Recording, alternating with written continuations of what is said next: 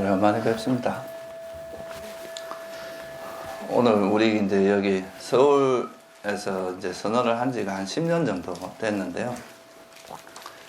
이제 앞으로 한 2달 남짓 하면은 이제 여기를 정리하고 우리가 강촌으로 이제 이전을 하기로 됐는데요. 또 그걸 축하해 또 관심을 이렇게 많이 가져주셔서 고맙습니다. 그래서 그 남은 기간 중에 우리가 이제 지금 공사 일정이 좀 이제 날이 추워져 가지고 조금 늦어져서 이제 원래 예정보다 조금 이제 늦어졌어요. 그래서 그 중간에 이제 비어 있는 시간을 어떻게 활용할까 하다가 이제 여기서 그래도 한 10년 정도 지내면서 있었던 그 세월을 다시 한번 좀 정리도 하고 그 회항 정리하는 의미에서 이제 해양법회를 한번 하고 가자 이렇게 해서 이제 기획이 된 겁니다. 그래서 오늘부터 해서 한 8회에 걸쳐서 그 이제 조기 불교가 가지고 있는 뭐 그런 이제 우리가 여기서 그동안 공부했던 내용 중에서 좀 핵심적인 내용을 좀 추려서 좀 여러분들이 다시 한번 이제 정리하는 시간을 가지고요.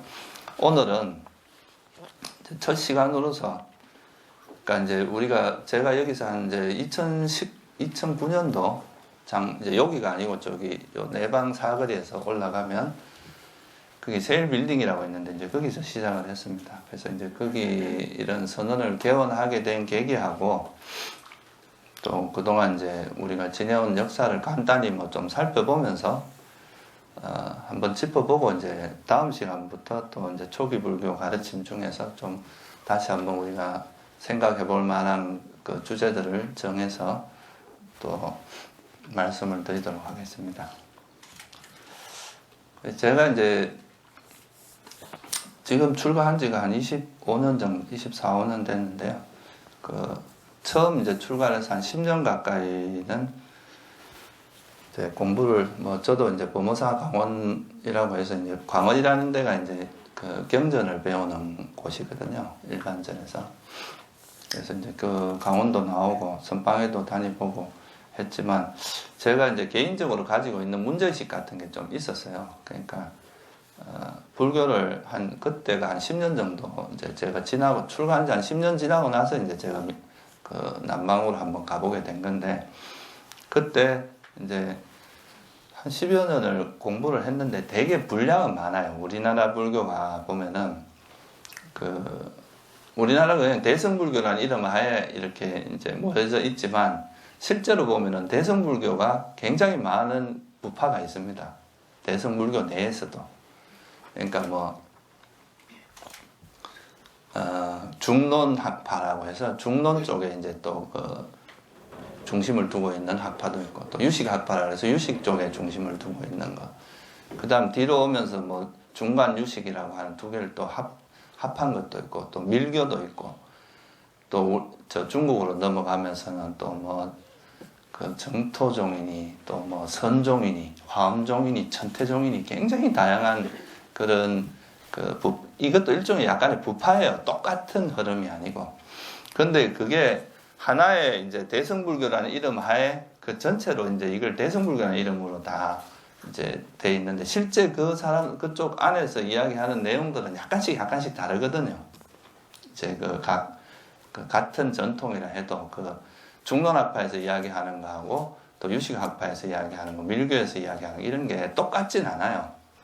그래서 이제 그런 것이 있다 보니까 사실 되게 많은 걸 배우지만 이 중에서 진짜 불교가 뭐냐라고 딱 이렇게 말을 하자면 진짜 그거를 이렇게 딱 붙잡기가 힘든 그런 게 있었습니다. 뭔가 이렇게 많은 걸 배우긴 했는데 도대체 불교가 뭐냐라고 이야기했을 때 이거다라고 이야기할 수 있을 만큼 이제 그런 게 잘 붙잡아지지가 않았던 그런 기억이 있습니다. 그래서 또 심지어는 이제 요즘은 이제 교통이나 이런 이제 인터넷이 발달하면서 불교 외적인 이제 수행 방법도 다 불교에 또 많이 들어왔어요. 그러니까 좀 어떻게 보면 외도라고 하죠. 불교 외에 있는 그런 가르침도 들어오면서 이제 이게 완전히 짬뽕이 돼가지고 그러니까 이제 정말 이 중에서 불교가 뭔가라는 것을 알기가 좀 어려운 그런 구조가 있었습니다. 그래서 그 대표적인 예로 이제 여러분이 아마 나는 누구인가라는 그 책이 혹시 보신 분들 있을 텐데, 그 책이 원래 라마나 마하리시라고 그 이제 인도의 힌두교 성자거든요. 근데 그 책이 나왔을 때 우리 선방에서 와 이건 불교하고 똑같다 라고 이야기하면서 한때 되게 이제 바람이 불었던 그런 일도 있거든요. 그러니까 이제 실제 근데 그 나는 누구인가라는 그 책은 보면 힌두교 이야기예요. 진화를 이야기하고. 그래서 이제 그런 것들에 대해서 뭔가 되게 많은 건 배웠지만 이제 진짜 불교가 뭐냐라고 했을 때 딱 이렇게 이야기하고, 저만 그런 게 아니라 이제 주변에 있는 대부분의 스님들이 그랬어요. 또 그런 문제도 있었고, 또 이 제일 중요한 불교 자체가 뭐냐 이런 것도 그렇지만 수행이 뭐냐 이런 거에 대해서도 상당히 이제 그런 그 혼란이 많았습니다. 뭐가 수행이고, 그러니까 우리나라는 주로 이제 화두선이 중심이 되어 있었는데, 이제 화두선 외에는 뭐라는 것이 뭔가 이런 거에 대한 것도 있었고, 하여튼 이 교학적으로 보면은 첫째는 이제 그런 너무 많은 부파들이 하나로 이제 대성불교나 이런 말 하나로 모아져 있었기 때문에 그 미묘한 차이가 있으면서 여기서 하는 말과 여기서 하는 말이 조금씩 다른데, 그런 거에서 오는 이제 정리가 잘 안 되는 그런 문제가 하나가 있고요. 또 하나는 이제 이 깨달음이라는 문제에 대해서 이제 좀 언급이 있는데, 아마 여러분들이 기억하실 겁니다. 이제 저희 노스님이 성설스님이신데, 그 성설 큰 스님 계실 때 제일 크게 또 일었던 논쟁이 도노 돈수하고 도노 점수 논쟁 뭐 이런 게 있었어요. 그러니까 그게 뭐냐 하면 이제 깨달음이라는 것을 어떻게 이해하느냐의 문제인데, 이런 것도 사실은 이제 알고 보면 도노라는 것의 데피니션만 정확하면은 싸울 일이 아니거든요. 그러니까 도노라는 것을 뭐로 정의하느냐에 따라서 그 뒤에 내용, 예를 들어서 도노가 뭐 완전한 깨달음이나 아라한을 이야기한다면 도노 돈수가 맞는 거예요. 깨닫고 나면 더 이상 닦을 게 없으니까. 근데 이제 그 이전의 단계로 이야기한다면, 그 예를 들어 수다원을 깨달음이라고 한다면 수다원 이후에 사다함, 아나함, 아라한이 되는 그 과정에서 닦는 게 필요하잖아요. 그런 거는 이제 도노 점수라고 할 수도 있어요. 근데 이제 우리나라에서는 그 도노보다 훨씬 더 아래쪽에 그냥 이제 조금 이제 수행에 대해서 조금 맛을 보면 그걸 도노라고 하는 이런 식으로 또 이야기하거든요. 그래서 이제 어떻게 보면 우리가 이제 깨달음이 뭔가라는 건 우리 불교에 있어서 되게 중요한 문제거든요. 우리의 목표 지점이니까. 근데 이런 것도 이제 약간은 모호한, 그러니까 뭐가 깨달음인지 이런 걸 이제 제 경험을 이야기하는 겁니다. 그때 그런 것이 명확하지가 않았고, 또 하나는 뭐냐면 깨달음 이후의 모습이 또 달라요. 예를 들면 이제 우리나라나 이제 저 대승불교로 오면서는 아라한이 되고 나서도 다시 윤회를 하면서 보살행을 한다 이런 개념으로 좀 달라지기 시작을 했거든요. 그러니까 깨달음이 뭔지, 그리고 깨달음 이후의 삶이 어떤 건지 이런 것도 저는 개인적으로 되게 혼란이 있었어요. 이쪽에 가면 안 태어난다 그러고 경전을 보면 분명히 아라한이 되면 더 이상 태어나지 않는다 그랬는데, 또 화엄경이나 이런 데 가면은 또 아라한이 되고 나서 또 뭐 이렇게 보살행을 닦아 나가는 그런 과정들이 또 나오거든요.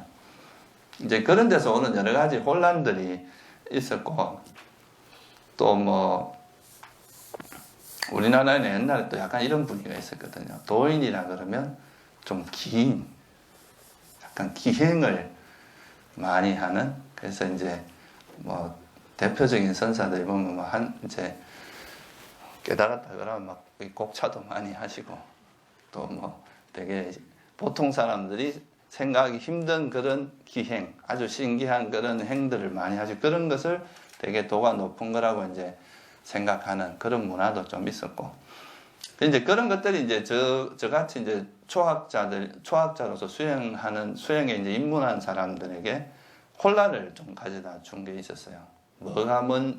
도대체 깨달음이라는 게 뭐고 수행이라는 게 뭐냐. 또 이제 수행 같은 경우도 보면은 우리나라는 제가 출가하는 그 시기부터 용맹정진 바람이 좀 불었어요. 그래서 막 수행 그러면 뭐죠? 이제 15시간, 뭐 10시간, 14시간, 뭐 16시간, 18시간 하루에 막 그 경쟁적으로 하루에 앉는 자선 시간을 많이 하는, 자선을 많이 하는 이런 거를 이제 깨달음으로 그 수행을 되게 중요한 수행의 구조로 보는 이런 분위기가 좀 있었고요. 그러다 보니까 어떤 문제가 있느냐, 이제 수행하시는 분들 중에서 대부분이 약봉지를 옆에다 이렇게 달고 돼요.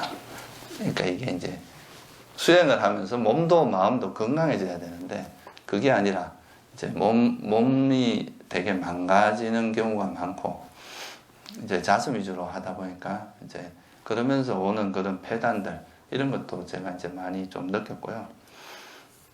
그리고 이제 아까도 말했지만 이제 그 교학에서는 이런 깨달음이나 이런 게 이제 뭐라는 게 불분명한 그런 게 있었고 수행에서도 가면은 수행도 그냥 이제 화두를 하나 받아서 그 화두만 그냥 보통 이제 그 간절히 해라 이런 이야기가 주로 많고 구체적으로 그러니까 어떻게 해서 수행을 하는지 이런 구체성이 조금 제가 보기에는 좀 결여되어 있었다 그렇게 생각이 들더라고요.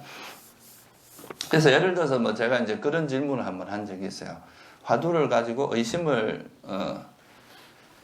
그러니까 이제 의심이 생겨서 의정이 생기면 이게 이제 깨달음을 이루어진다는데 그러면 의심이 생겼을 때 그 의심이 어떻게 작용해서 번뇌를 소멸하느냐 이런 이제 질문을 했을 때 그런 것을 속 시원하게 잘 대답을 못 해줬습니다.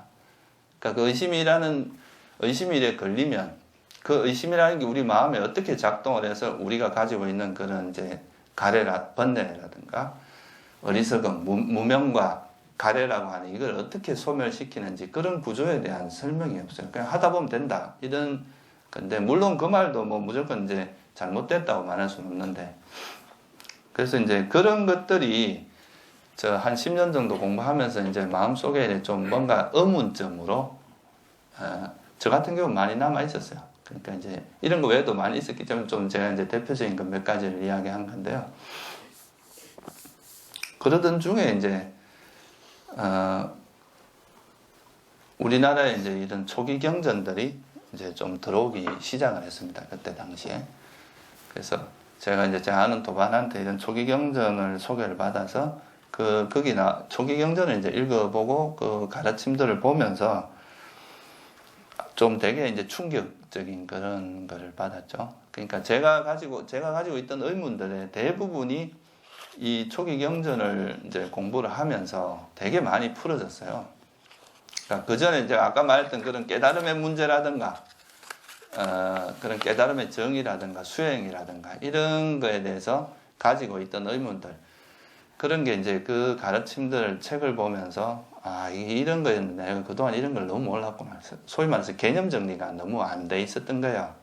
근데 그거를 이제 확실히 알게 되면서 그렇다면 이제 제가 한번 실제로 이렇게 공부하는 곳에 한번 가봐야 되겠다 해서 이제 미얀마를 가게 된 거고요. 미얀마에 가서 한 몇 년 공부도 했고 또 이제 거기 또 미얀마는 또 약간 그 경제적으로 낙후된 곳이기 때문에 또 그 불교가 또 선진국에 가서는 어떻게 되는지 이런 거를 또 한번 보고 싶어서 이제 뭐 선진국에 또 있는 그런 수행센터들도 좀 둘러봤는데요. 그렇게 보면서 이제 느낀 게 좀 우리나라 불교가 어떻게 나아가야 될 것인가 하는 그런 이제 약간의 비전, 그런 청사진 같은 거를 좀 이제 가지게 됐습니다. 그래서 이제 그 전에는 제가 이런 불교다 그러면은 이게 도대체 불교라는 걸 한마디로 딱 정의하면 뭐냐라고 했을 때 아까도 말씀드렸지만 뭐라고 딱 꼬집어 이야기하기 되게 어려웠는데 이 초기 경전을 보니까 이제 불교라는 것이 뭐라는 것이 되게 선명해지는 거예요. 그럼 실제로 이제 초기 불교란 말 자체가 이제 보통 정의하기를 어떻게 정의하느냐 하면 부처님과 그 직계제자의 가르침 그렇게 이야기를 합니다. 그러니까 부처님께서 직접 설하신 거하고 그 부처님의 당시에 그 부처님 바로 직계제자들의 가르침 그거를 모아놓은 그거를 이제 주로 초기 불교라고 이야기를 하는데 그래서 이 초기 불교의 가르침을 보면 이게 이제 이 초기 불교가 세월이 지나면서 이제 이렇게 역사적으로 흘러가면서 조금씩 변화를 겪죠. 그 변화를 겪어서 나중에 나온 게 이제 한 100~200년 지나면 부파불교 시대가 시작이 돼요. 그러니까 그 부파불교 시대에 나타난 것 중에 하나가 대성불교입니다. 그리고 뭐 이제 지금 북방으로 남방으로 간 상자부 불교, 이게 지금까지 남아 있는 대표적인 부파죠. 그래서 이제 그렇게 흘러온 건데, 그래서 이제 저도 개인적으로 저는 이제 한 10년간 대승불교를 공부를 대부분 한번 그래도 강원을 다니면서 한번 경전을 한번 다 봤단 말이에요. 근데 이제 초기 불교 가르침을 보니까 우리가 이제 불교를 제대로 이해하기 위해서는 일단은 그 부처님의 원래 가르침으로 돌아가야 되겠구나. 뭘 새롭게 뭘 한다기보다는 부처님께서 아까 말씀드렸듯이 부처님과 그 직계제자가 도대체 뭘 말씀하셨는가, 이거를 기준점으로 해서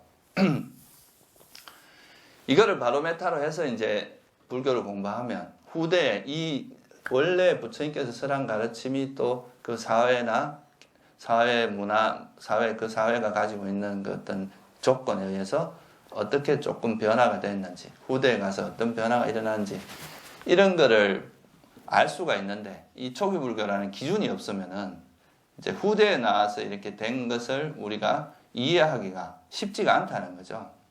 그래서 이제 이 초기 불교가 하나의 기준이 돼야 되겠다. 그래서 초기 불교로 이제 좀 돌아가는 것이 바람직하다, 이렇게 이제 생각을 하게 됐습니다. 그래서 그 아까 제가 말씀드렸듯이 교학 중에서도 불교가 뭐냐라고 했을 때 되게 이제 어떻게 보면 제가 배웠던 건 되게 추상적이고 이런 게 있는데, 부처님이 말씀하신 이 불교라는 건 되게 한마디로 표현을 합니다. 이건 그냥 괴로움과 괴로움의 소멸에 대한 가르침이다. 그러니까 우리가 존재가 살아가면서 가지고 있는 가장 큰 문제가 뭐냐면 괴로움이라는 문제입니다. 여러분도 그렇잖아요, 그죠? 살면서 수많은 괴로움을 겪고 살아요. 몸이 일단 나이가 들면 일단 몸이 괴롭죠. 아플 때도 몸이 괴롭습니다. 그리고 또 정신적인 고통이 많아요. 스트레스라든가 뭐 온갖 절망, 허무, 고통, 공포, 이런 것들이 이제 우리 삶에 절비한데, 그런 것들을 어떻게 소멸할 것인가, 어떻게 하면 이런 괴로움으로부터 벗어날 것인가 하는 이 부분이 이제 불교의 핵심이에요. 불교는 사상이나 이론처럼 뭐 복잡한 이야기를 하는 것이 아니라 어떻게 하면 이 괴로움이 뭔가, 그 다음에 괴로움의 소멸은 다른 말로 하면 완전한 행복이거든요. 이 괴로움과 행복에 대한 확실한 데피니션을 주는 겁니다. 그래서 이거를 알면 우리가 살아갈 방향이 되게 명확해지거든요. 괴로움은 버리고 행복은 이제 개발하는 방향으로 노력을 하면 되잖아요, 그죠? 그래서 이제 이 두 가지라는 것이 괴로움과 괴로움의 소멸에 대한, 부처님께서 항상 그렇게 말씀하세요. 왜도 어떤 사람이 와서 당신은 뭘 가리킵니까? 그러면 나는 괴로움과 괴로움의 소멸을 가리킨다. 그러면 이 괴로움이라는 것이 뭔가, 그러니까 네 가지로, 이거를 이제 조금 더 풀어서 이야기를 하면 두 가지로 말을 할 수도 있지만 조금 더 구체화시켜서 이야기를 하면, 괴로움이라는 것이 뭔가 라는 것이 이제 한 가지가 있을 거고요. 괴로움이 있다면 그 괴로움은 왜 일어나는가, 그 두 가지가 괴로움에 대한 이야기라고 할 수 있습니다. 그래서 괴로움이란 무엇인가, 그리고 괴로움의 원인은 뭔가 라는 걸로 정리한 가르침이 고성제하고 집성제입니다. 이 고성제는 괴로움이란 무엇인가에 대한 정확한 이해를 알려주는 거고, 집성제는 괴로움의 원인이 뭔가를 명확히 알려주는 거죠. 그리고 이제 행복이라고 하는 것은 괴로움의 소멸이 뭔가, 괴로움의 소멸이 가능한가라는 게 일단 우선이 돼야 됩니다. 그럼 그 괴로움의 소멸이 뭔가, 이거는 이제 열반이라고 하는 게 괴로움의 소멸이고, 그 괴로움의 소멸로 인도하는 그 길, 수행 방법은 뭐냐, 그게 바로 팔정도다. 이렇게 해서 정리한 게 도성제하고 멸성제하고 도성제거든요. 그래서 괴로움과 괴로움의 소멸에 대해서 정리한 가르침이 바로 사성제다. 그러니까 되게 명확한 거예요. 그러니까 부처님이 말씀하신 것은 복잡한 프레임이 아니에요. 우리가 이제 세상을 바라보는 여러 가지 관점들이 있지만 그 중에서 가장 기본적이고 가장 핵심이 되는 그 프레임이 뭐냐 하면은 바로 이 괴로움과 행복이 뭔가. 이거는 이제 모든 사람에게 공통된 이야기거든요. 수학자가 보는 관점, 이런 건 수학자에게만 제한되어 있는 거잖아요. 또 뭐 음악가가 보는, 세상을 보는 관점, 이런 것도 좀 음악가에 제한되어 있지만 적어도 살아있는 존재라면은 괴로움에서 벗어나서 행복을 추구하는 이거는 다 공통된 어떤 열망이고 공통된 바람이라는 거죠. 그래서 이 괴로움을 어떻게 볼 것인가, 행복을 어떻게 볼 것인가, 이게 이제 제일 키 포인트라는 거예요. 이 존재 문제에 있어서는. 그래서 이거를 정확히 알려줘서 이것이 괴로움이고 이것은 행복이다. 그렇다면 이 괴로움이 일어나는 원인은 뭐고, 괴로움을, 행복을 실현하는 것은 뭐 어떤 방법이 있는가, 이거를 알면 이 괴로움을 유발하는 건 버리고 이제 행복을 일으키는 걸 개발하는 쪽으로 노력을 할 수 있잖아요. 그죠? 그렇게 해서 이제 우리가 살아가는 방향성을 명확히 제시해 주는 게 바로 이제 부처님의 가르침입니다. 그래서 이제 심사파 숲경이라는 경에 보면 어떤 이야기가 나오냐 하면, 그러니까 이제 그 숲이 되게 그 큰 숲인데 거기서 나뭇잎을 이렇게 한 주먹 지어가지고 당신이 알고 있는 것은 이 숲에 있는 나무에 비유한다면 내가 너희들한테 설한 건 요 나무 손 안에 있는 것 정도밖에 안 된다. 이렇게 말씀하죠. 그러니까 당신이 알고 있는 지식이나 이런 건 어마어마하게 많은데 실제 설한 거는 요 손에 있는 나뭇잎 정도밖에 안 된다는 거예요. 그럼 왜 그렇게 했어요? 다른 것은 지적 욕구나 뭐 이런 걸 충족시켜 줄 수는 있어도 괴로움의 소멸에 별로 도움이 안 되는 거다 이거예요. 근데 당신이 설한 가르침은 괴로움의 소멸에 직접적으로 도움이 되는 가르침이다. 그래서 이제 포커스를 너무 이렇게 확장하지 않고 오직 괴로움과 괴로움의 소멸이라는 거기에다 포커스를 맞춰서 설한 가르침이 바로 이 사성제입니다. 그래서 우리가 이 사성제를 알면 불교가 뭐라는 것을 명확히 알 수 있어요. 그래서 이제 지금 여기서는 그거를 뭐 제가 다 설명을 드릴 수는 없고, 그래서 이 사성제라고 하는 게 불교의 기준점이 된다. 이거는 이 기준점에 따라서 다른 전통의 그런 가르침들을 이렇게 비교를 해보면 이거는 여기서 좀 벗어났고 안 벗어났고 이런 거를 우리가 충분히 판단할 수 있는 근거가 됩니다. 그래서 이제 교학적으로는 이런 이제 사성제라고 하는 걸 부처님께서 분명히 설함으로써 그 어떤 불교를 이해하는데 명확하게 했는 거고, 그래서 제가 이제 그 전에 좀 이렇게 모호했던 가르침들이 이 불교 초기 불교를 접하면서 그런 것들이 정리가 이제 됐고요. 또 수행에 관한 부분도 아까 말했지만 수행 방법만이 테크닉만 있지 수행의 원리가 없었어요. 제가 이제 적어도 배우기에는 이런 수행을 하면 어떻게 해서 내가 가지고 있는 문제가 해결될 수 있는지 그런 어떤 원리가 있고 그 실천을 하면 나도 이렇게 하면 되겠구나 하는 그런 확신이 들어야 사람이 그 수행을 할 수가 있고, 또 수행하면서 가는 길에서 오는 여러 가지 난관들이 있거든요. 수행을 하다 보면 그런 어려움들을 극복하기 위해서는 이제 수행에 대한 이해가 필요한데 그런 것이 별로 제공이 안 됐었어요. 근데 초기 불교에는 그게 뭐가 있느냐 하면 이 팔정도, 아까 말한 사성제 중에 이제 팔정도라고 하는 게 괴로움을 소멸하는 구체적인 방법론이거든요. 그래서 이 팔정도를 실천하다 보면 이제 우리가 가지고 있는 그런 수많은 문제들을 해결할 수 있다. 이 그런 문제가 이제 누적되어 있는 것들이 어떻게 해서 괴로움이 소멸되고 어떻게 하면 그 괴로움으로부터 벗어날 수 있는지 그 구체적인 방법론을 설해 놓은 것이 이제 이 바로 팔정도거든요. 그래서 이제 이 팔정도가 사실은 이제 불교에서 굉장히 중요한 가르침인데 적어도 제가 강원이나 이제 이런 그 한국 불교에서 이제 한 10년을 배우면서 이런 팔정도를 거의 배워본 적이 없어요. 그게 뭐냐 하면 사실 대성불교로 오면서 이 팔정도 가르침이 은근히 이렇게 잘 표면에 잘 안 드러나고 서서히 없어져 버립니다. 그리고 그냥 뭐 되게 이제 깨달음 이후의 어떤 마음 상태, 깨달음 이후의 어떤 깨달은 사람들의 어떤 정신 상태 이런 거에 대한 이야기들이 많고 어떻게 하면 그 깨달음의 길로 나아갈 수 있는 이 중간 과정이 없어요. 그러니까 이제 사람들이 그 깨달은 자기 수준에도 맞지 않는 그 깨달음 사람들의 경지를 갖고 이제 이렇게 추측을 하게 되겠죠. 그러니까 이제 건넘는 거예요. 자기는 그 실제로 그걸 터득한 것도 아닌데 말만 이제 배워가지고 흉내만 내는 이런 식이 되는 건데 실제 이제 수행하는 사람들한테 더 중요한 거는 이거를 내가 한 걸음 한 걸음 어떻게 나아갈 것인가, 어느 길을 따라서 이렇게 갈 것인가, 부처님이 가신 그 길을 나도 이제 따라서 뒤를 따라서 이렇게 갈 수 있는 그 길을 분명히 제시하는 게 되게 중요한데 그런 부분이 빠져 있었다는 거죠. 그래서 그거를 이제 명확하게 드러낸 가르침이 바로 이제 팔정도라고, 사성제 중에서 마지막에 이제 팔정도 도성제인데, 이 도성제를 구체적으로 이제 좀 구체적이고 좀 더 체계적으로 설한 가르침이 바로 팔정도입니다. 그래서 이 팔정도를 통해서 아까 제가 이제 그런 질문을 한번 드렸을 거예요.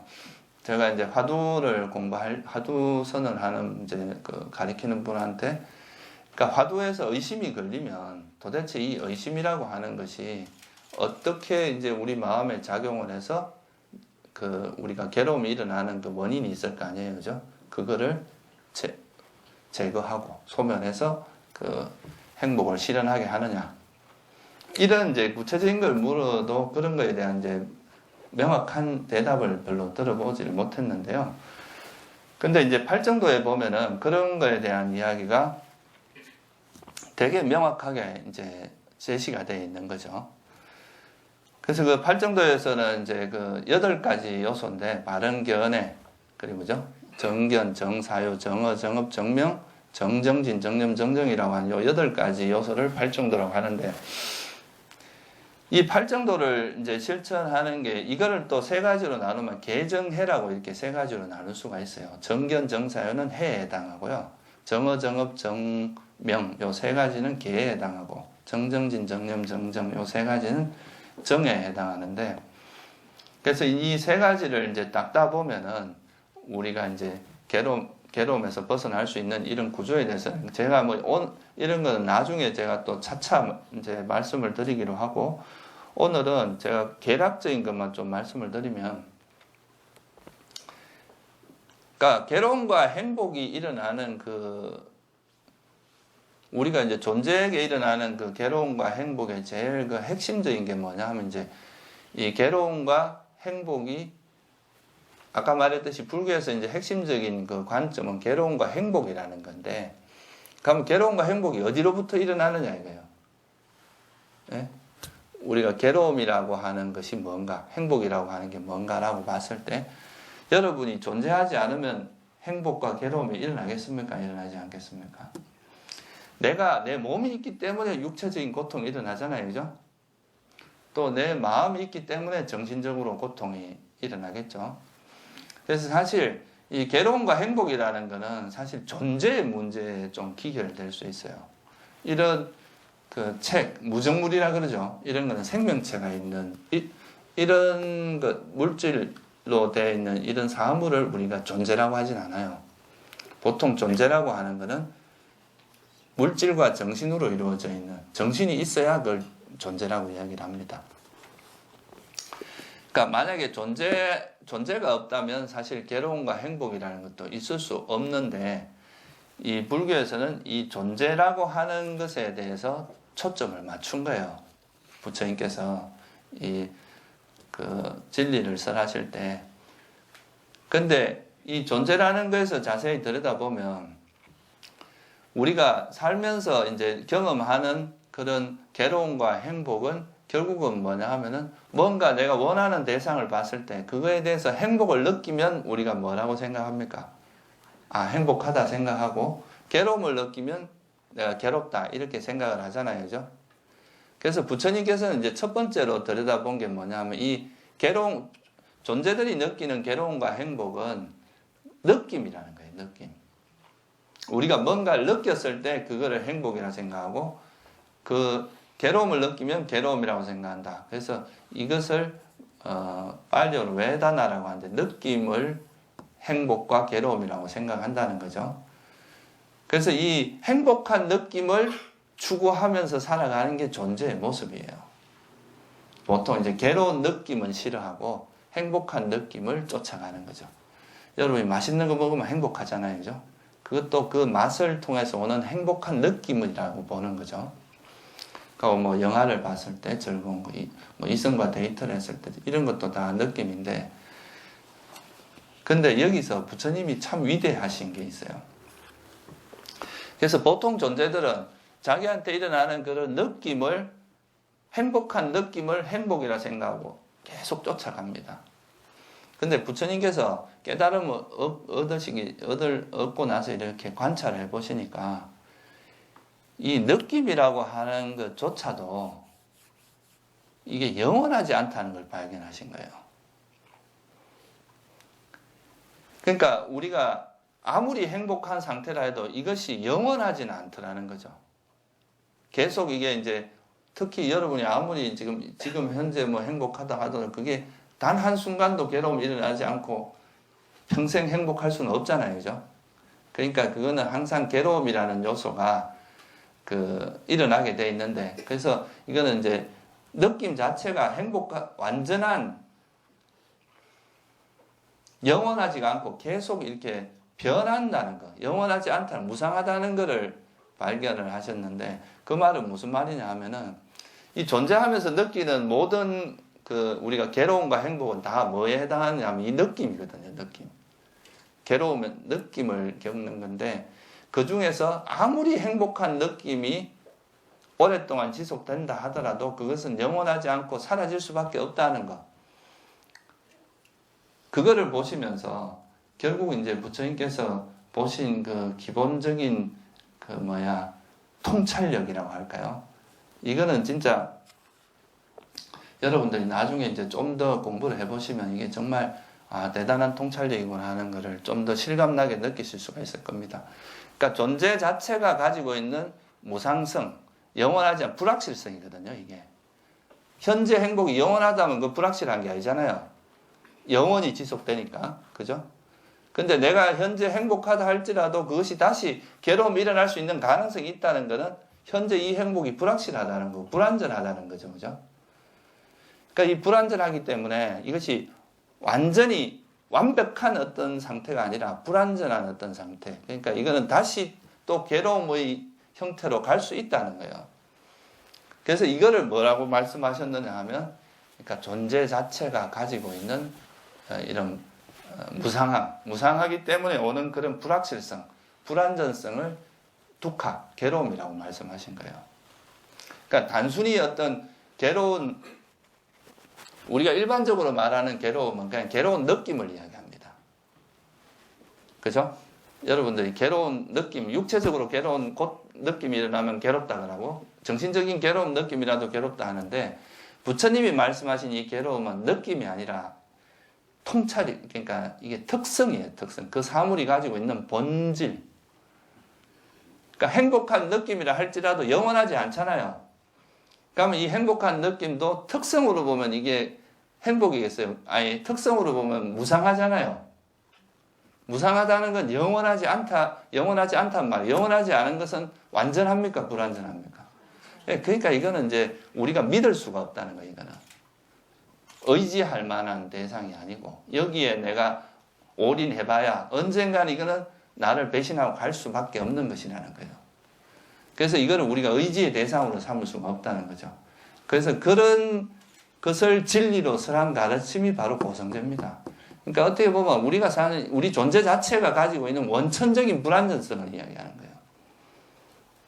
존재 자체가 가지고 있는 어떤 결함. 이것이 선천적으로 이걸 완벽할 수 없는, 왜 그렇게 했어요? 죽을 수밖에 없잖아요. 태어난 존재는 언젠간 죽을 수밖에 없고, 변할 수밖에 없다는 거. 이게 이제, 그게 고성제입니다. 근데 여러분들이 이런 괴로움이 일어나는 가장 큰 원인은 나라고 하는 존재에 대한 집착 때문이거든요. 그렇죠? 다 내가 나라는 게 제일 큰 집착의 그 구조란 말이에요. 그죠? 그것이 이제 우리를 계속 괴롭게 만들고, 소위 말해서 우리나라에서 제일 많이 이야기하는 아상, 나라고 하는 그런 상을 만들어서 이것이 계속 수많은 괴로움들을 이끌어내는데, 근데 이 존재 자체가 불안전하다는 것은 영원하지도 않고, 이거는 불안전하다라고 하는 것은 여러분 마음대로 통제할 수 없다는 걸 뜻합니다. 그죠?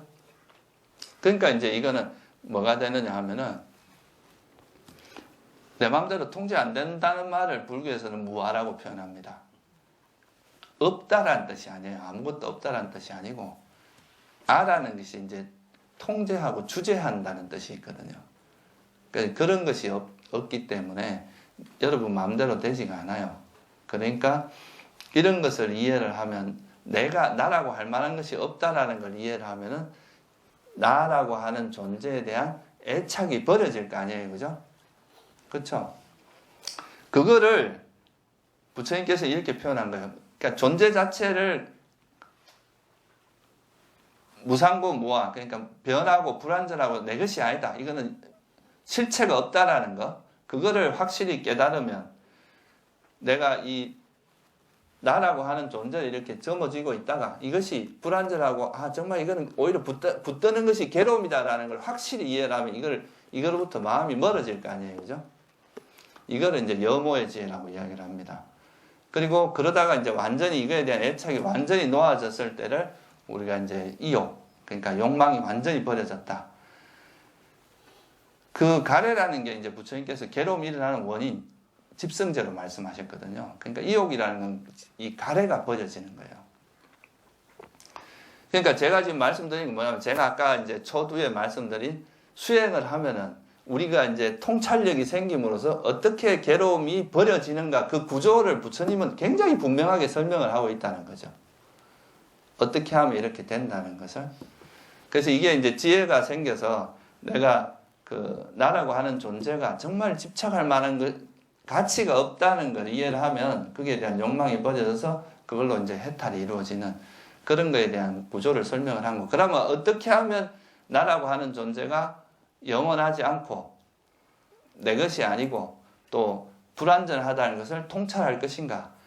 그거에 대한 또 구체적인 방법론으로 설한 게 바로 위파사나입니다. 그게 이제 우리가 소위 말하는 위파사나는 다른 말로 하면 관이거든요. 관찰하다 할 때 관. 그러니까 빠사나 위라는 게 이제 분리하다 뭐 이런 뜻이고 빠사나라는 말 자체가 보다라는 뜻이거든요. 그래서 여러분한테 일어나는 현상을 계속 관찰을 해요. 몸에서 일어나는 현상, 마음에서 일어나는 현상을 계속 관찰함으로써 그러다 보면 이 현상이 조건에서 조건 따라 일어나고 이것이 영원하지 않다는 걸 스스로 눈으로 관찰해서 알게 되는 이게 이제 위파사나의 핵심입니다. 그래서 존재가 무상고 무아라는 걸 알기 위해서는 존재를 이루고 있는 그 현상을 관찰하는 거죠. 그걸 위파사나라고 하고 이 관찰을 할 때 여러분 마음이 오염되어 있으면 이 관찰이 제대로 되겠습니까? 안 되겠습니까? 내가 화가 잔뜩 나 있거나 뭔가 집착이 강할 때는 관찰을 한다 해도 자꾸 엉뚱한 방향으로 관찰을 하게 된다는 거예요. 그래서 이 관찰이 잘 되기 위해서는 내 마음이 청정하고 고요해져야 돼요. 그 청정하고 고요함을 도와주는 걸 뭐라고 하냐면 사마타 수행이라고 합니다. 이거는 심청정, 마음을 아주 청정하게 해주는 그런 수행입니다. 그리고 이 사마타라는 것, 이제 이 삼매를 닦는 것, 이거를 도와주는 또 수행이 뭐냐 하면 계라는 거예요. 계를 잘 지킴으로써 여러분 마음이 안정이 되고 그러면서 삼매를 닦는 걸 도와줍니다. 그래서 이렇게 해를 바탕으로 계와 이제 계정해라고 하는 계를 바탕으로 삼매를 닦고 삼매를 바탕으로 해를 닦는 이거를 완성한 이게 바로 이제 팔정도의 내용입니다. 이렇게 팔정도를 닦아 나가다 보면 아까 말했듯이 존재 자체가 무상고 무아라는 것을 깨뚫어 알게 돼요. 그러니까 확실히 알게 된다는 거죠. 확실히 알고만 끝나면은 그건 또 불완전합니다. 왜냐하면 잊어버리니까. 문 밖을 나가면 또 잊어버리니까. 그래서 이제 법당을 나가더라도 잊어버리지 않도록 내가 통찰한 그 내용을 절대로 망각하지 않도록 딱 기억을 확립해주는 작용을 하는 게 바로 사띠입니다. 그래서 이거를 이제 확실하게 잊어버리지 않도록 여러분이 마음속에 완전히 이게 이제 정착이 되도록 그렇게 해주는 걸 사띠라고 하는데요. 그래서 위파사나 수행은 바로 이런 이제 현상 자체가 무상고 무아라는 것을 통찰하는 그런 수행이에요. 무상고 무아라는 게 고성제를 통찰하는 거고요. 이 고성제를 깊이 철저히 알게 되면은 이 괴로움의 원인인 가래가 버려집니다. 이 가래가 버려지고 또 그걸로 인해서 열반이 실현돼요. 멸성제가 실현되죠. 또 고성제를 철저히 아는 이 자체가 도성제입니다. 그래서 사실은 한 가지를 아는 그 과정에서 사실은 사성제가 다 깨져요. 그래서 이걸 이렇게 사성제에 대한 통찰력을 절대 망각하지 않는 이거를 우리가 불교에서 깨달음이라고 한다는 거예요. 불교에서 말하는 깨달음은. 그래서 그걸 한마디로 말하면 사성제에 대한 기억 확립이다. 사성제에 대한 바른 암과 바른 기억의 확립이다. 이게 바로 깨달음이다. 이렇게 이제 한마디로 정의가 할 수 있습니다. 그래서 제가 지금 간단하게 말씀을 드렸지만 부처님께서 이렇게 우리 문제를 풀어나가는 그런 중생들이 보통 존재들이 가지고 있는 그런 괴로움을 해결해 나가는 그런 방식은 명확합니다. 일단 그것이 데피니션을 명확하게 해주고 어떤 노력을 해야 되는지 어떤 방향으로 노력을 해야 되는지 이런 걸 명확히 해서 괴로움으로부터 벗어나게 해주기 때문에 이 가르침 자체가 굉장히 우리에게 확실하게 어떤 방향성을 제공해주고 실제 괴로움을 버리는 아주 직접적인 길이 될 수가 있죠. 그래서 여러분이 꼭 깨달음을 얻지 않는다 하더라도 이런 법을 배워서 이런 법을 실천하는 수행을 하는 그 자체가 우리 삶에 굉장히 유익한 그런 것이 되는 거죠. 농담삼아 그런 이야기를 하죠. 화두는 이제 깨닫는 걸 되게 강조하다 보니까 중간 과정이 조금 약해요. 그러니까 이 깨닫지 못하면 막 좀 속된 말로 말짱도루묵이라 그렇게 생각을 해요. 근데 이 수행이라는 건 사실 내가 걸어가는 만큼 이익이 있어야 되거든요. 그러니까 이게 팔정도에 따라서 한 걸음 한 걸음 나아가는 거는 꼭 내가 그 깨달음의 길에 도달하지 않더라도 내가 간 만큼 이익이 있어요. 다음 생은 여기서부터 시작하는 거죠. 내가 간 그 자리부터 이 생에 못하더라도. 그러니까 이거는 그래서 이 팔정도를 처음도 좋고 중간도 좋고 끝도 좋다. 이런 이제 가르침이라고 이야기를 하는 거죠. 그래서 그게 바른 수행이라고 이제 우리가 이해를 할 수 있습니다. 그래서 이제 이런 문제도 이제 해결이 됐고요. 그리고 이제 깨달음이라고 하는 것도 부처님께서 이 구조를 보면은 존재 자체가 불완전하잖아요, 그죠? 그 말은 거꾸로 이야기하면 뭐냐면 존재하면서 완전한 행복을 실현하는 방법이 있어요, 없어요? 있을 수가 없습니다. 존재 자체가 불완전하니까. 그러니까 우리가 완전한 괴로움의 소멸은 뭐로 귀결될 수밖에 없겠어요? 다시 태어나지 않는 것. 그걸 열반이라고 하신 거예요. 언뜻 생각하면은 이제 그런 것이 여러분이 잘 이해가 안 될 수도 있는데 어쨌든 이건 나중에 또 제가 좀 기회가 되면 좀 더 자세히 설명드리기로 하고 그래서 이 다시 태어나지 그 사성제라는 가르침을 분명히 알면 아라한이 되고 나면은 더 이상 태어나지 않는다는 것이 너무 분명해집니다. 그런 방향으로 노력. 그래서 경전에 보면 아라한에 대해서 항상 나오는 이야기가 태어남은 다 했다. 청정무명은 성취되었다. 할 일을 다해 마쳤다. 다시는 어떤 존재로도 돌아오지 않는다. 이게 이제 아라한의 정연구입니다. 할 일을 다해 마쳤어요. 무학이에요. 그러니까 이 아라한이 되면 돈은 돈수라 더 이상 닦을 게 없어요. 근데 아라한이 되고 나서 어떤 형태로든지 다시 돌아오진 않아요. 이제 아라한이 되기 전에 보살행을 한다 해도 그때 하는 거지 깨달음을 얻고 나서 하는 거는 아니다 이거죠. 그래서 이걸 이제 제가 뭐 교학을 지금 설명하려고 말씀드린 건 아니고 이제 제가 이제 출가하고 나서 한 10년 동안 가졌던 의문이 이제 이런 초기 불교를 통해서 이렇게 해소가 됐고 그런 이제 방향성이나 이런 게 좀 분명해졌고 또 그렇기 때문에 이제 좀 이런 제대로 된 불교를 체계적으로 공부하고 그것을 또 실제로 실참하는 이 두 가지가 제대로 갖추어진 그런 수행센터의 필요성. 제가 이제 전 세계를 다니면서 그런 수행센터를 보니까 이런 것이 되게 대안이 될 수 있겠다. 우리나라에서도 이제 스님들마다 되게 이제 좋은 스님들이 많아요. 우리나라에도. 뭐 다 막 이렇게 그런 건 아닙니다.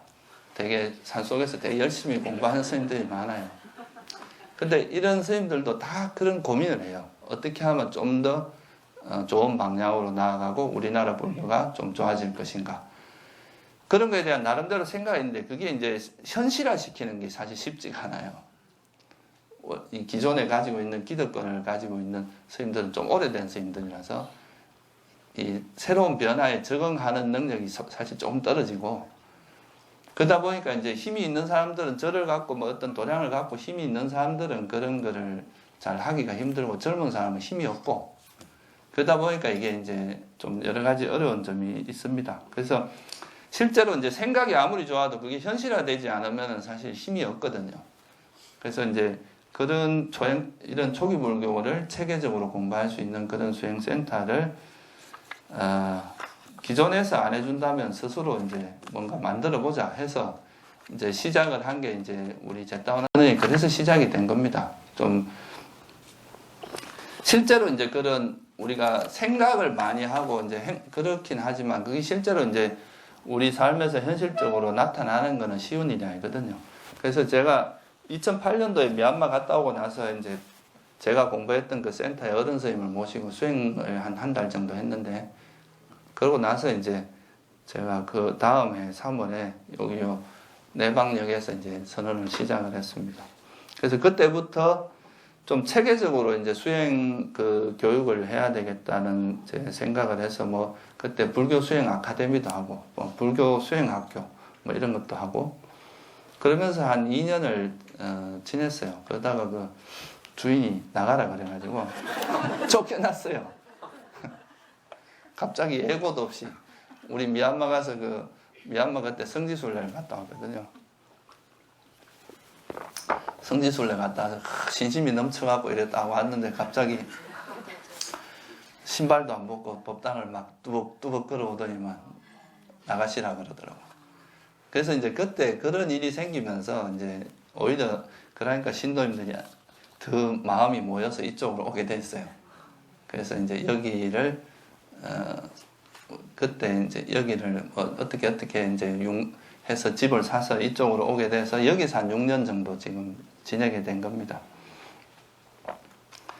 그러면서 뭐 그동안에 우리가 이제 매주 수요일 법회가 이제 제 그 중심 법회였어요. 오늘도 우리가 수요일이지만 그게 지금 뭐 한 17기까지, 그러니까 한 석 달, 넉 달 이런 그 과정으로 해서 해온 게 한 17기 정도까지 되어 왔고요. 또 화요 법회도 한 14기 정도 했고, 또 그렇게 이제 수요 법회를 해오다가 여기 와서 이제 한 3년 전에 이제 초기 불교 대학을 한번 해야 되겠다 해서 초기 불교 대학을 시작해서 지금 이제 2회 졸업생을 나오게 된 겁니다.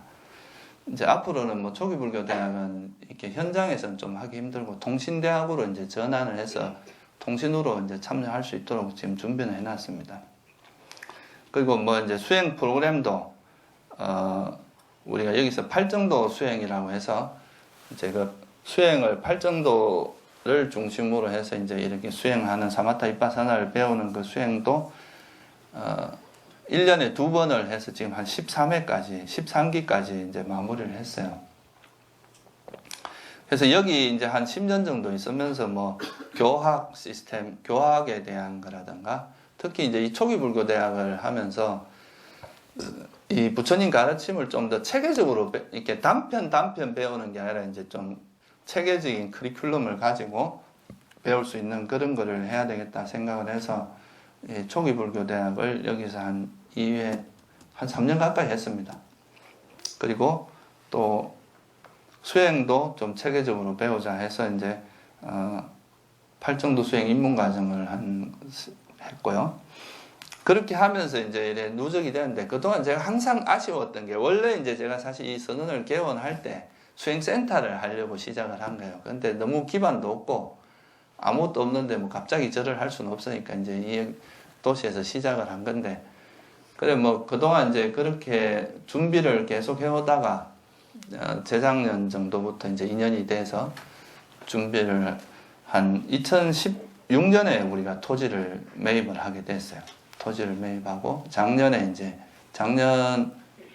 4월 말쯤에 우리가 착공을 해서 지금 계속 진행이 되고 있는데 여기 있을 때 항상 좀 아쉬웠던 게 뭐냐면 교학을 체계적으로 배우고 또 여러분들이 이제 좀 접근성이 좋죠. 도시에 있으니까.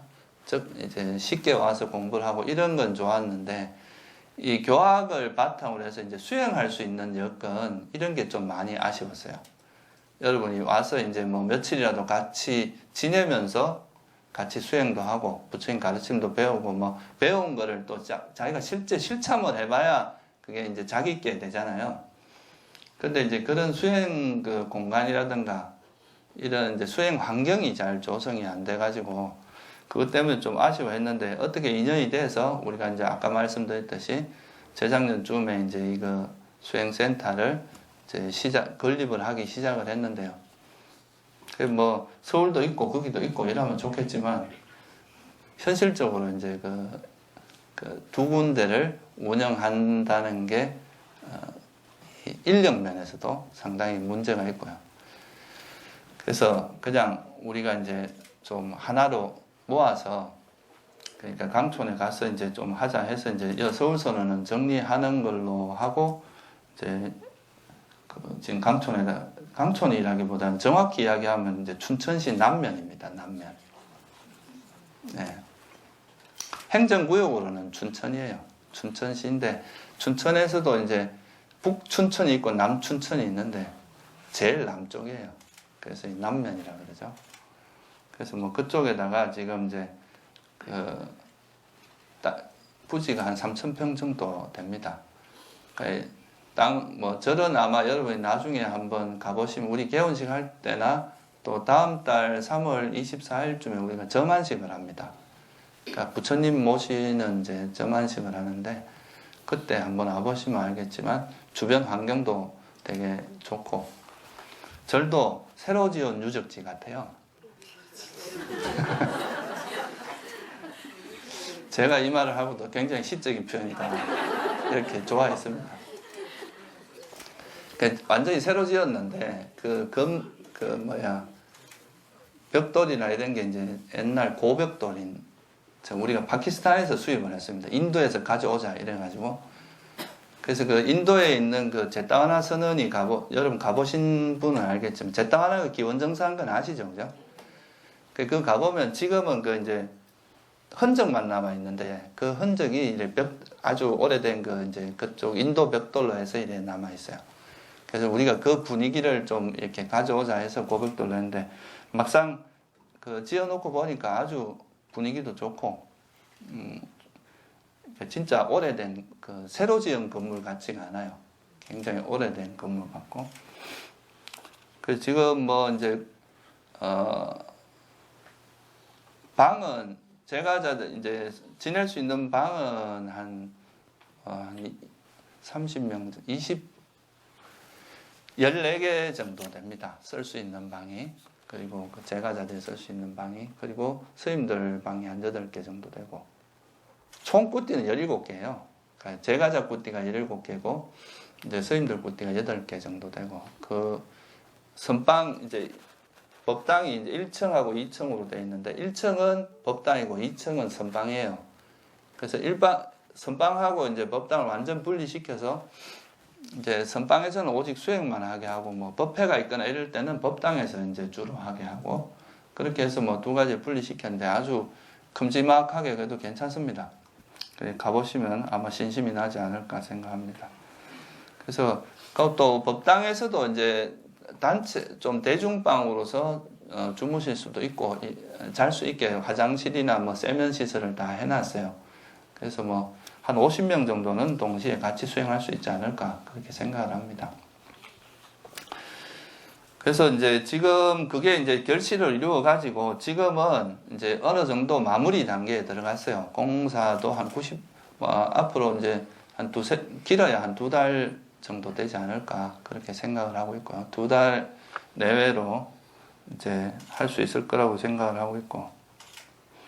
그리고 이제 아까 말씀드렸듯이 이제 제일 중요한 게 우리나라 불교가 보면은 이제 젊은 사람들이 절에 가면 너 왜 너 같은 사람이 절에 가냐 이렇게 이야기를 한대요. 그러니까 되게 낙후된 이미지, 시대에 뒤떨어진 이미지 이런 게 좀 있어요 불교가. 근데 여러분 다 아시다시피 부처님 당시에 그 보면 당대 다 이래 장자의 아들, 왕족 이런 사람들이 출간했잖아요. 그만큼 이 불교가 가지고 있는 그 컨텐츠가 아주 뛰어남에도 불구하고 그런 것이 없어지고 이제 너무 기도 위주의 그런 불교로 가다 보니까 이제 가면 막 옛날 같은 분위기가 되는 거죠. 그래서 우리가 저 가든 강촌 선언에서는 좀 그런 체계적으로 공부를 할 수 있는 시스템을 잘 갖추려고 합니다.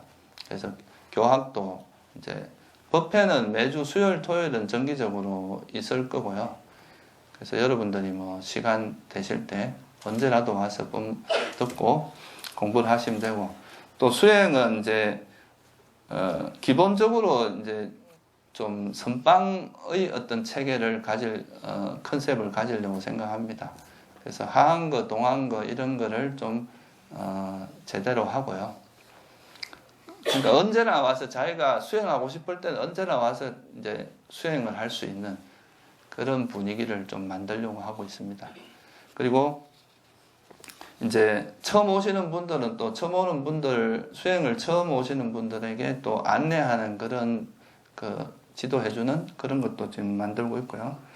그래서 주로 이제 지금 여기서 팔정도 입문과정이라고 하는 그거는 이제 우리가 여기처럼 그래 자주는 못해도 여기 있을 때는 이제 시간이 장소나 이런 게 부족하니까 이틀씩 나누어서 4개월에 걸쳐서 했거든요. 그러니까 주말에 잠깐 왔다가 갔다가 이런 식으로 했는데 이제는 한 4박 5일 정도 아예 거기 머물면서 그 공부를 할 수 있는 여건이 되기 때문에 그런 식으로 하는 게 공부는 훨씬 효과적입니다.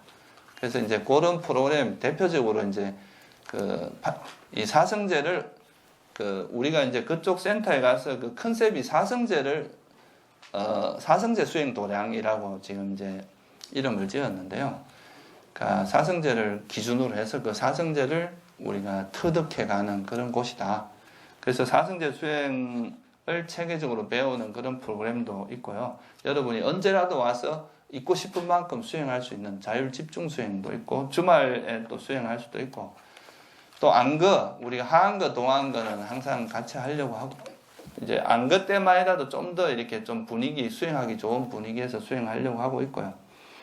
또 뭐 요즘은 단기 출가, 그러니까 한 달 정도 단기 출가하는 것도 뭐 지금 생각을 하고 있습니다. 그래서 그 교학과 수행이 함께 어우러져서 이제 그 공부를 수행을 체계적으로 할 수 있는 그런 곳을 기본 컨셉으로 잡고 있고요.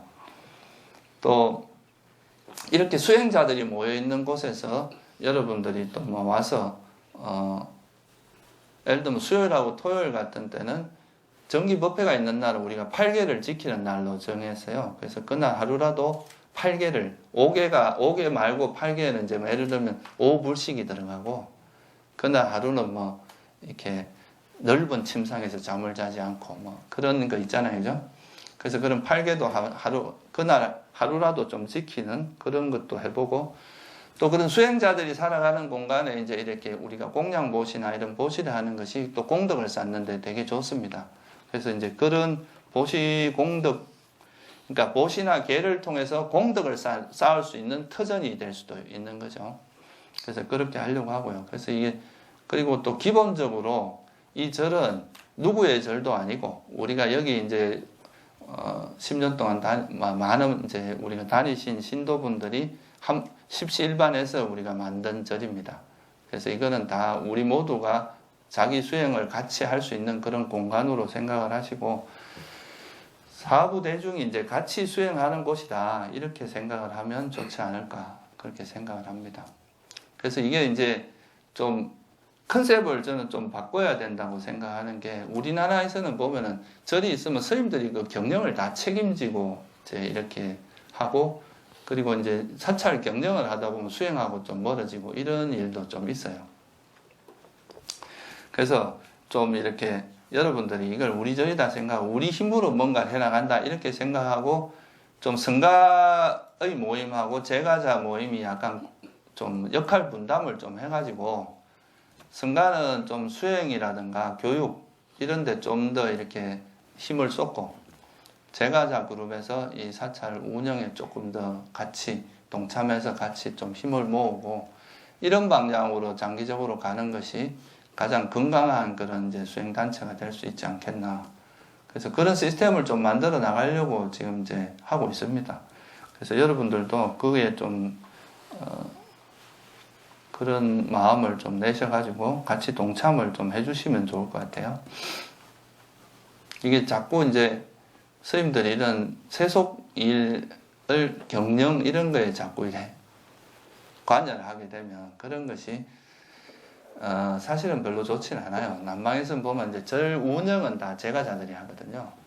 그리고 이제 스님들은 거기서 이제 법문해주고 수행 지도해주고 이런 거에 좀 더 에너지를 쏟고 이런 문화가 있는데요.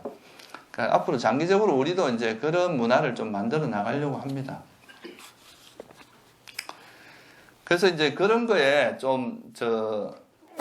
그런 것들을 수행과 교학이 잘 갖추어지고 또 이런 이제 수행 시스템도 좀 기존에 우리가 사찰을 운영하는 그런 거하고는 좀 달리 좀 청정하게 또 우리가 한 달간 이루어졌던 뭐 그런 재정도 다 공개도 하고 좀 모범적인 그런 수행센터의 어떤 모델로서 그렇게 좀 됐으면 좋겠다. 저는 개인적으로 그런 기대는 갖고 있어요.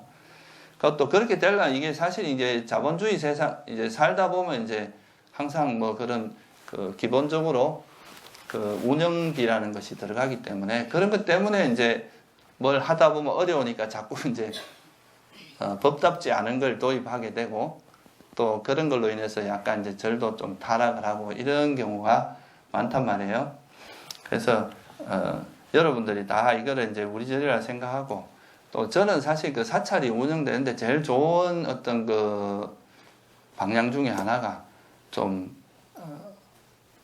저를 이렇게 후원해 줄 수 있는 사람들이 좀 많아서 그런 사람들이 좀 적은 액수라도 꾸준히 이렇게 뭐 절에 뭐랄까 후원을 해 줌으로써 그런 것에 의해서 절이 운영이 되면 사실 스님들이 막 괜히 뭐 절을 운영하기 위해서 괜히 그 머리 쓰고 그런 걸 안 해도 되거든요. 괜히 이제 소위 말해서 바른 생계가 아닌 그릇된 생계를 하기 위해서 자꾸 이제 다른 법답지 않은 걸 도입하거나 이렇게 안 해도 되니까 그래서 여러분들이 그런 것을 좀 이해를 하시고 또 이런 주변에 있는 사람들한테 이런 후원 회원으로서 좀 후원회에 좀 가입을 할 수 있도록 해주시면 좋지 않을까 그런 생각을 합니다. 그래서 그게 사실 후원회가 어느 정도 그 사찰 그 경영의 기본적인 것만 되면 여러분들이 마음 편하게 이래저래 와서 사실 뭐 절 운영이나 이런 거에 별로 신경 안 쓰고 이렇게 같이 수행하고 이렇게 좋은 마음으로 살아갈 수 있지 않을까 그렇게 생각합니다. 그리고 이제 또 전에도 제가 한번 말씀을 드렸지만 이제 이런 우리나라 같은 경우는 이런 출가한 스님들에 대한 복지나 이런 것도 좀 부족해요. 그러니까 이제 스님들도 뭐 어떻게 하든 자기 그 노후를 준비하기 위해서 되게 걱정을 하고 이런 게 있는데 저희 절에서는 뭐 그런 것도 성가보시 기금을 좀 이렇게 해서 그런 것들도 스님들이 교육이라든가 이런 거에 우리가 뭐 예를 들면 절에 들어온 그의 일정 부분을 떼서 그쪽으로 한다거나 뭐 그런 하여튼 다양한 방법들을 생각을 해서 그런 쪽도 이제 하려고 생각합니다. 그래서 여러분들이 다 같이 좀 이런 좋은 그 사찰 문화, 그러니까 앞으로는 사실 이제 기존의 그런 방식으로만 사찰을 운영해서는 좀 어렵다고 저는 생각합니다. 그래서 이게 불교가 좀 현대화될 필요가 있다고 생각하거든요. 좀 교육 시스템이나 이런 것도 좀 체계적으로 교육을 받으면 훨씬 더 빨리 배울 수 있는데 그걸 너무 이제 개인의 그 역량에만 맞게 나와버리면 저는 사실 한의학하고 그 서양 의학하고 이렇게 비교를 해보면 뭐 큰 차이가 나는데 그 결정적인 차이가 뭔가 하면 서양 의학은 논문을 쓰잖아요. 그 자기들이 어떤 좋은 결과가 나오면 논문을 써서 그거를 공유한단 말이에요. 근데 이 한의학은 집안끼리밖에 안 가르쳐 줍니다. 자기 가족끼리만 비밀리에 전수해주고. 그러니까 이게 실력 이런 걸 떠나서 그런 시스템이 성장을 못하게 하는 요인이라고 저는 보는데, 그러니까 불교도 사실 그런 이제 그동안 우리나라 불교가 1700년 역사가 되는데 그런 게 이제 잘 축적이 되고 이래 됐으면 더 사실 뭐 발전을 했을 텐데 그런 게 좀 약한 건 사실이에요. 그래서 우리가 여기서 초기 불교 대학을 해보니까 그래도 한 3년 정도 이래 하고 나면 불교가 어떻게 돌아가는지 정도는 충분히 이해를 하시더라고요. 그러니까 이게 그냥 이렇게 절에만 30년 이래 다닌다고 그 불교를 이해할 수 있는 건 아니거든요. 그래도 어느 정도 그 꼭 불자로서 알아야 될 기본 것들을 체계적으로 커리큘럼을 만들어서 그거에 따라서 공부를 하면은 그래도 기본적인 개념을 빨리 습득을 하고 거기에 따라서 수행을 하면 훨씬 더 수행을 잘할 수 있지 않을까, 이제 그런 생각을 합니다. 그래서 우리가 이제 여기서 한 10년 동안 쌓은 노하우가 많아요.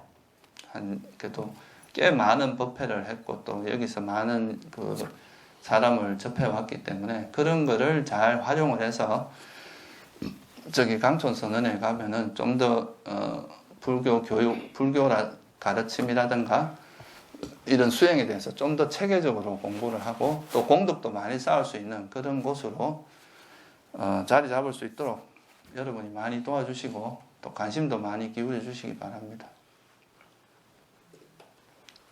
오늘 이렇게 아마 이렇게 우리 해양법회에 많이 참여하는 것도 그런 이제 관심을 표현이 아닐까 생각합니다. 하여튼 잘 될 수 있도록 여러분 많이 도와주세요. 네.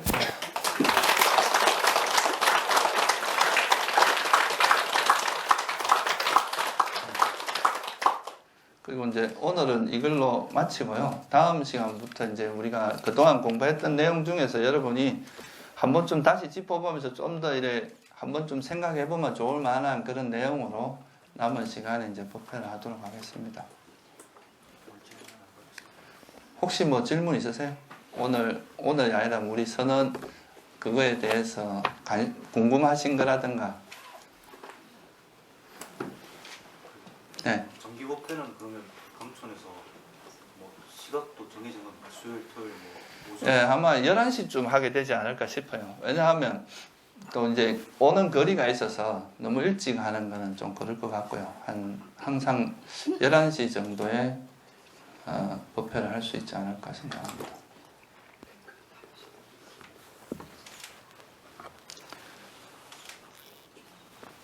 그리고 지금 자세하게 거기 그 강촌선에서 어떤 프로그램들이 있고 이런 거는 지금 홈페이지를 새롭게 만들고 있어요. 조만간 아마 그 오픈이 될 겁니다. 거기 보시면 이제 자세하게 그 일정도 나오고 그 안내를 해드리겠습니다. 여러분들이 우리 그 강촌선언이 좀 이제 잘 자리 잡을 수 있도록 그 아까 말씀드린 그 후원 회원을 좀 많이 확보할 수 있도록 좀 많이 도와주세요. 그게 제일 십시일반에서 제일 그 깨끗하게 저를 운영하는 방식이라고 봅니다.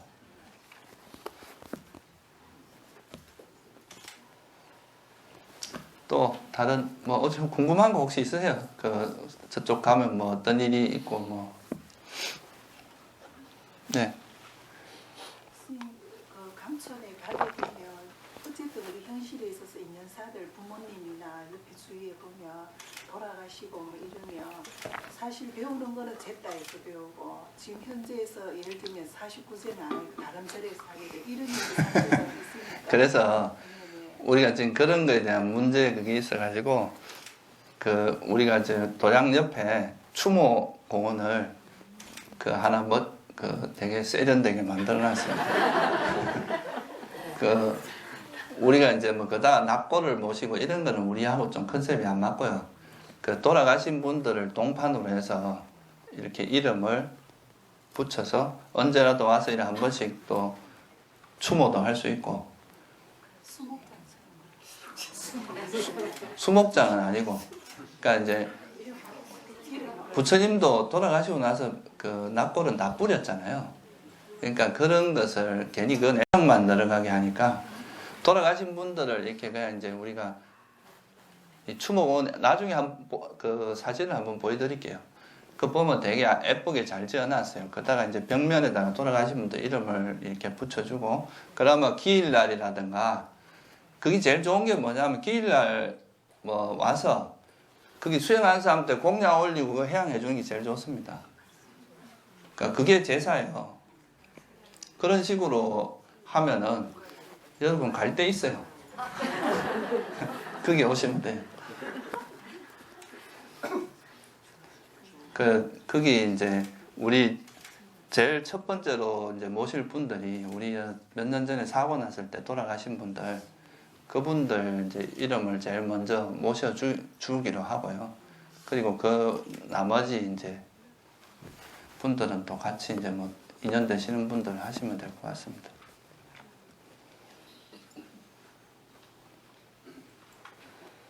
그럼 그 명패를 처음에 만들 때요, 스님, 내가 자율보시로 그냥 하는 건가요? 그것까지는 아직 생각 안 해봤어요. 그건 나중에 저 운영위원회에서 한번 좀 생각을 해봐야 될 것 같아요.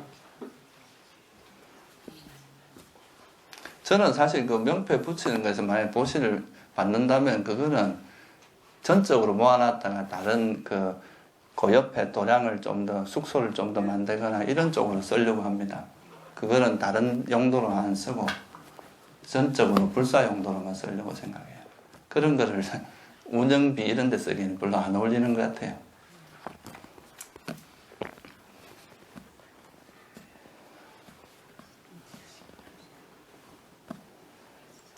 그 추모공원은 그 돌아가신 한 거사님이 보시하신 겁니다. 그분 이름으로 하실 거예요. 스님, 네. 거리가 좀 되는데 교통편은 어떻게 되는지? 일단은 이제 저희들이 그 버스를 한번 운행해 볼까 생각을 했는데 그게 약간 이제 어려운 점들이 많아요. 그러니까 대형 버스고, 그래서 지금 보면 그 나중에 그것도 홈페이지에 그 가는 방법에 대해서 자세하게 다 안내를 할 거예요. 근데 잠실에서 그 가는 버스가 있더라고요. 그래서 강촌 IC까지 가요.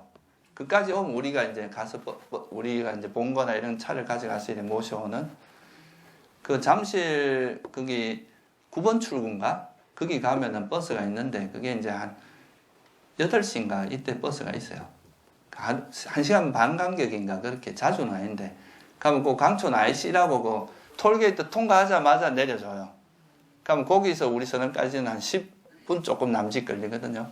그럼 우리가 나와서 이렇게 모셔가고 이런 식으로 하는 게 좀 더 좋지 않을까 싶고, 또 하나는 이제 여기 있는 분들이 중에서 이제 차가 있으신 분들이 카풀을 할 수 있도록 그 시스템을 만들면 언제 내가 어느 지역에 가니까 시간 되는 분 일로 오세요 해서 그렇게 하는 것도 좀 활용을 하면 좋을 것 같고요. 그것도 지금 이제 신청을 받으려고 해요. 카풀 할 수 있는 분들을 좀 신청을 받아가지고 뭐 법회 가는 날 예를 들면 지역별로 좀 다를 거잖아요. 뭐 강북도 있고 강남도 있고 이러면 어느 지역에서 뭐 오시면 몇 명이라도 같이 타고 들어오고 뭐 이렇게 하면 좋지 않을까. 그 이제 차를 운행을 하게 되면은 이제 조금 위험성도 좀 있고, 그리고 이게 관리하는 게 쉽지가 않은 그런 면도 있고. 그래서 당분간은 우리가 절 안에서 이제 그냥 그 봉고차 큰 거를 해서 이래 좀 가까이 오시면 우리가 모셔가는 이런 방법으로 좀 해야 되지 않을까 싶습니다. 하여튼 최대한 그 오시는 길은 또 그 강촌 IC에서 차가 없더라도 그 택시를 부르면 한 2만 얼마인가 들어가요. 거기까지 오거든요, 택시가. 그럼 그걸 타고 들어오는데 2만 얼마, 2만 3천원인가 그런데 한 4명만 같이 오면은 그 1인당 뭐 한 6천원 정도면 올 수가 있거든요. 그 잠실역에서 그까지 강촌 IC까지 한 4천 얼마 안 돼요. 버스 타면 5천원이 안 된대요. 그러니까 한 10,000원만 있으면은 한 몇 명이서 같이 오시면 올 수가 있어요. 그 가는 길이 참 좋아요. 강을 따라 홍천강이거든요. 우리가 홍천강변에 있어서 가는 길에 이래 강을 따라서 가는 거라서 가는 경치는 참 좋습니다.